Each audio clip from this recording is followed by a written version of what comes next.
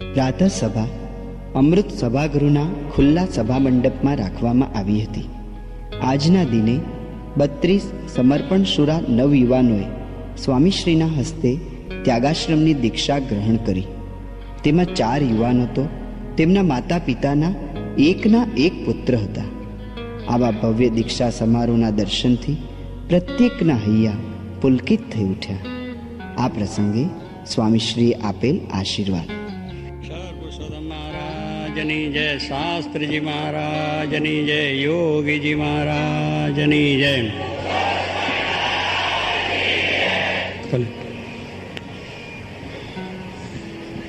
આજના પ્રસંગે પ્રથમ તો આપ બધાની ક્ષમા માગવાની કે તમને તડકે બેસાડ્યા છે, અમે છાંયડે બેઠા છે, એટલે જરા કષ્ટ તો આપણે પડ્યું છે. પણ જીવનની અંદર આવો એક દીક્ષા મહોત્સવ, એના દર્શન જે આપણને થયા એ પણ આપણા બહુ જ પુણ્યની વાત છે, ભાગ્યની વાત છે કે જે યુવકો ઘર બાર કુટુંબ પરિવાર સબ ત્યાગ કરીને ભગવાનને શરણે જાય છે, જગત કલ્યાણ માટેનું કાર્ય કરવા માટે જાય છે, એ દર્શનનો લાવો એ આપણને મળ્યો. તો એ આપણે અહીંયા જે અત્યારે થોડું કષ્ટ વેઠવું પડ્યું એના કરતાં આનંદઘનો લાભ આપણને પ્રાપ્ત થયો. જે દીક્ષા લેનાર બધા યુવકો, એમના મા બાપોએ છોકરાઓને બહુ પ્રેમથી વહાલથી ઉછેરીને મોટા કર્યા, અને આજે જે એમને સમર્પણ કર્યા છે એ પણ એ બધા એમના મા બાપને ધન્યવાદ છે. આપણી દુનિયામાં બધું આપી શકાય છે, પણ વાલસોયા છોકરા આપવા એ જરા આંચકો લાગે. કરોડ 2 કરોડ રૂપિયા આપી દેવાય, સંપત્તિ આપી દેવાય, બધું ઘણું આપી દેવાય છે, પણ છોકરો આપવો કઠણ પડે છે. અને એ એની આગળ આજે દીક્ષા લેવા આવે અને બહુ રાજીપાથી સામેથી ઉત્સાહથી આપે છે, એ ખૂબ મોટી આનંદની વાત છે. એક સ્વામિનારાયણ સંપ્રદાય અને એક જૈન સંપ્રદાયની અંદર સાધુ દીક્ષાના મહોત્સવ ઉજવાય છે, ખૂબ ધામધામથી ઉજવાય છે. કારણ કે એ જગત કલ્યાણ માટે નીકળ્યા છે અને પોતાનું કલ્યાણ કરીને ભગવાનની પ્રસન્નતા મેળવા, તો એનો મહિમા કંઈ ઓછો નથી, ખૂબ એનો મહિમા છે. અને એટલા જ માટે આપણે સંતો મહંતો જે કંઈ આપણને મળે તેને નમસ્કાર કરીએ છીએ, આદર રાખીએ છીએ. એ આપણી ભારતીય સંસ્કૃતિ જે કંઈને ત્યાગ કર્યો છે. તો એ મહોત્સવની અંદર આજે આપ સર્વ અહીંયા બિરાજીને જે લાભ લીધો છે, ભલે તમે દીકરા નથી આપ્યા, પણ આ દીકરા આપ્યા જેટલું પૂર્ણ થયું છે અહીં બેઠા એને માટે. તમે બધાએ દીકરા આપ્યા એટલે તમારું પણ એ રીતે સમર્પણ થઈ ગયું કે આપણે પણ દીકરા આપ્યા છે. થોડું કષ્ટ પડ્યું છે, પણ કષ્ટ તો દુનિયા માટે વેઠ્યું છે. એટલે એ રીતે આ એક દર્શનમ પુણ્યમ કહ્યું છે. સાધુ નામ દર્શનમ પુણ્યમ. સાધુ મહાત્માના દર્શનથી જ પુણ્ય થાય. એની વાણી કદાચ સાંભળવા ન મળે, પ્રોગ્રામ બરોબર આપણે જોવા ના મળે, દર્શન થયા દૂરથી, તોય પણ સ્વામી કહે છે મોટું પુણ્ય. એટલે આ દીક્ષા સમારોહનો આપણે દર્શન થયા દૂરથી આપણે બધા જોયું છે, તો પણ એનું પુણ્ય આપણે જે દીકરો આપ્યો છે એટલું જ પુણ્ય આપણે બધાને પણ મળી જશે. અને આપ બધા સુખી થશો.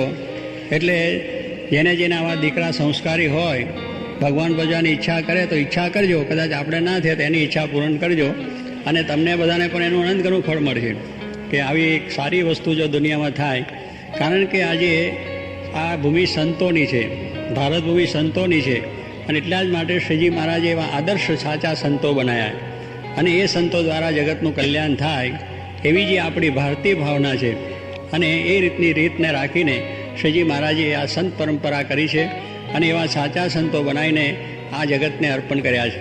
અને સંતોને પણ આદેશ આપ્યો કે ગામો ગામ જઈને, ઝૂંપડે ઝૂંપડે જઈને માણસને ભગવાનની વાત કરો, અને એના જીવનું સારું થાય એવું રૂડું કરો, એનું જીવન શુદ્ધ બને, પવિત્ર બને, સદાચારી બને, નિર્વ્યસની બને, એવું કાર્ય તમે કરો. એ સંતો સંદેશો લઈને ગામો ગામ ગયા અને લાખો માણસોને આ જે વસ્તુનો એમને વાત કરી એની અસર. તેનું કારણ કે વર્તન વાતો કરે. આપણે કહીએ છીએ ને, આપણે ગમે એટલા સ્ટેજ ઉપર વાતો કરીએ અને ગમે એટલી વાતો કરીએ, પણ આપણું વર્તન સારું ન હોય તો કોઈને અસર થાય નહીં. પણ એવા શુદ્ધ વર્તનવાળા જે પવિત્ર પુરુષો જો એ સમાજમાં હોય, રાષ્ટ્રમાં હોય કે આપણા આ રીતે ધાર્મિક રીતે હોય, તેના દર્શનથી આપણને શાંતિ થાય. એ બોલે ના બોલે પણ તો એને આપણે જોઈને પણ શાંતિ થઈ જાય છે, એવી આ એક વાત છે. એટલે આપણા ભારતના સંતો એવા થયા છે અને જોગી મહારાજના દર્શન આપણે કર્યા છે કે એમને જોવાથી શાંતિ થતી હતી, એમને સાંભળવાથી તો થાય પણ એમની પાસે બેસી રહીએ તો પણ શાંતિ થાય, ના બોલે તો. એવા સંતો છે. તો એ સંતોનો એવો મહિમા છે અને એ મહિમા સમજીને આપણે આજે આ પોતાના મા બાપ છે દીક્ષાઓને આપે છે અને એ દીકરાઓ પણ અહીં રહીને જોગી માનો સંકલ્પ છે એ સંકલ્પ અનુસાર અત્યારે સંતો થાય અને એ સંતો થઈને આજ કેટલું સરસ કાર્ય કર્યું છે આપણે જોઈએ છીએ. અહીંયા બધા સંતો બેઠા છે, મહંત સ્વામી છે, ડૉક્ટર સ્વામી છે, ત્યાગ વલ્લભ સ્વામી છે, ઈશ્વર સ્વામી છે, બાળમુકુંદ સ્વામી છે, ડૉક્ટર સ્વામી છે અને એ પ્રમાણે મોટા બધા વિવેક સાગર સ્વામી છે, સિદ્ધેશ્વર સ્વામી, આ કેટલા મોટા સંતો જે સ્વામીએ કર્યા. અને આજે નાના મોટા સંતોમાં આપણે તેજ જ્યારે જોવા મળે છે કેટલું અદ્ભુત તેજ છે. નાની ઉંમરો હોવા છતાં ગામો ગામ જઈને કથા વાર્તા કરવી, આ રીતની વ્યવસ્થાઓ કરી, આયોજન તમે જુઓ છો એ સબ સંતોનો પ્રતાપ છે. સંતોનું આ પ્રમાણે આ એમની ભગવાને આપેલી બુદ્ધિનું કાર્ય છે, એમની જે કળા કૌશલ્ય છે, એમનો જે અભ્યાસ છે, એને લઈને આ બધું આપણને જોવા મળે છે. એટલે સંતો છે એ આપણને બધી રીતે જ કાર્ય કરે છે. આત્મકલ્યાણ માટે તો મહારાજે કહ્યું છે કે તમે કરો, તમારા આત્મકલ્યાણનું કાર્ય તો પ્રથમ કરવાનું છે, ભક્તિ ભાવ કથા વાર્તા, પણ સાથે સાથે તમે સમાજમાં છો તો સમાજને પણ સારું થાય એવું કરવું. તો એ આદેશ મહારાજનો લઈને મહારાજના પછી સંતો જે થયા અને ત્યાર પછી અત્યારે જે સંતો એ પણ પોતે આ વસ્તુ રાખીને આજે આપણે જોઈએ છીએ કે સમાજમાં જ્યારે જ્યારે જરૂર પડી ત્યારે સંતો પણ દોડ્યા છે, યુવકો પણ દોડ્યા છે, આપણો સમાજ પણ દોડ્યો છે. એટલે જે આ વસ્તુ છે કેવળ આપણે પોતાનું જ કાર્ય થાય એવું નથી, બીજાનું પણ થાય. સ્વકાર્યાની પરકાર્યાની સાધનોથી સાધુ, કે પોતાનું કાર્ય એમને શું સાધન, પોતાને કંઈ માન મોટપ કીર્તન જોતી નથી, આત્મકલ્યાણનું કાર્ય કે પોતાનું કલ્યાણ બગડે નહીં, પોતાના કલ્યાણની નજર રાખીને પર કાર્યની એટલે બીજાઓનું જે કાર્ય, સમાજનું કાર્ય છે, રાષ્ટ્રનું કાર્ય છે, કે બીજા મનુષ્યોને ધર્મનો ઉપદેશ આપી એમનું પણ સારું કરવું, એ સંતોનું કાર્ય છે. અને એ સંતો આજે કરી રહ્યા છે એ આપણે જોઈ રહ્યા છીએ. એ જોગી મહારાજનો પ્રતાપ છે, એમનો સંકલ્પ છે. એટલે આવા બનેલા ગણેલા અને તૈયાર થયેલા અમારા નાનજી મહારાજ કહેતા કે સ્વામિનારાયણ ભગવાનનો મોટો પ્રતાપ એ કે આવા ભણેલા ગણેલા તૈયાર થઈ ગયેલા, અછબડા નીકળી ગયેલા, તાવતરીઓ અને નિરોગી એકદમ શુદ્ધ એવા ભગવાનની સરને આવે છે, એ મોટો પ્રતાપ.